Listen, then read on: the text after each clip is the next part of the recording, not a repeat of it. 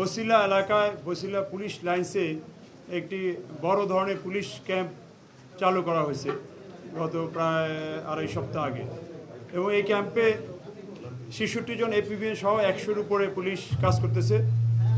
এর বাইরেও সেকেন্ড কারণ বাজারে আমরা আরেকটি পুলিশ ক্যাম্প উদ্বোধন করেছি গত সপ্তাহে।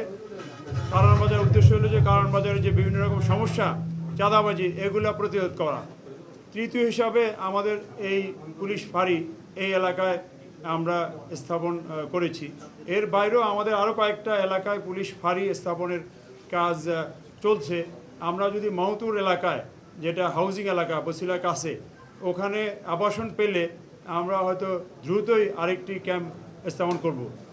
এছাড়া আমাদের বেড়াইদ এলাকা, বাড্ডা থেকে বেড়াইদ এলাকা অনেক দূরে, 10-12 কিলোমিটার দূরে, ওখানেও আমরা একটা পুলিশ ফাঁড়ি স্থাপনের প্রক্রিয়া করতেছি। আমরা জায়গা পেলে করব। গেন্ডারি এলাকার বা ওয়ারি এলাকার ঘুন্টিগড়, ওই এলাকাও আমরা পুলিশ ফাঁড়ি স্থাপন করব।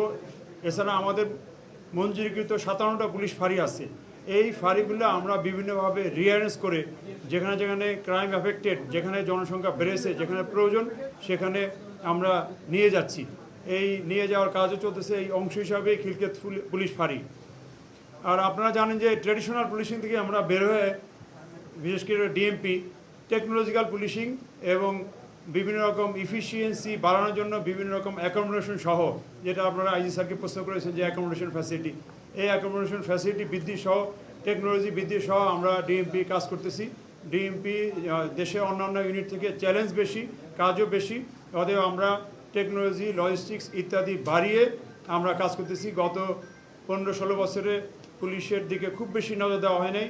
পুলিশ হয়তো একটা বিশেষ উদ্দেশ্যে কাজ করছে। এখন আমরা কাজ করতেছি জনগণের উদ্দেশ্যে, জনগণের পুরোপুরি নিরাপত্তা প্রদানের জন্য এবং দল মত নির্বিশেষে সকল জনগণ আমাদের এখানে সমান, সেভাবে কাজ করতেছি। সেই লক্ষ্যে আমাদের ডিএমপি টেকনোলজিক্যালি আগাচ্ছে। গত সপ্তাহে আইজিপি স্যার 9টা অ্যাপস উদ্বোধন করছেন। আরও কিছু অ্যাপস বা সফটওয়্যার উদ্বোধনের কাজ হবে ভবিষ্যতে, আগেও কিছু হয়েছে।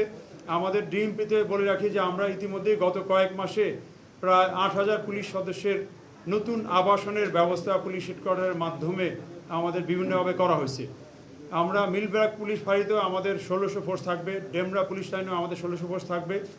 আমাদের মিরপুর পুলিশ লাইন্স, ওখানেও 20 তলা একটা ব্যারাক আমরা গত মাসে উদ্বোধন করেছি। 6 তলা পর্যন্ত ব্যারাক, 2200 ফোর্স থাকতে পারবে। আমাদের পূর্বাচল যে আছে, ওখানেও 20 তলা একটা বিল্ডিং আছে পুলিশ হেডকোয়ার্টারের। ওখানে আমাদের ডিপ্লোম্যাটিক সিকিউরিটি ডিভিশন এবং ট্রাফিক উত্তরা ডিভিশনের ফোর্স থাকতেছে। আর আপনারা জেনে খুশি হবেন যে আমরা রায়ের বাজার পুলিশ থানা, এইটার প্রস্তাব মন্ত্রণালয় পর্যায়ে আছে। এইটাও আমরা শীঘ্রই পাশ করার জন্য চেষ্টা করতেছি।